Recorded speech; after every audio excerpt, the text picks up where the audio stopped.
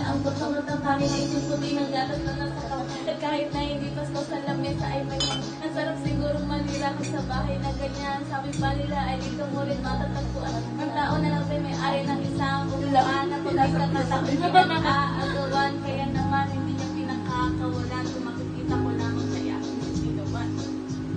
Ako nakapay. Subukan niyo naman tumayo at baka matanaw ninyo ang tunay na kalagayan ko.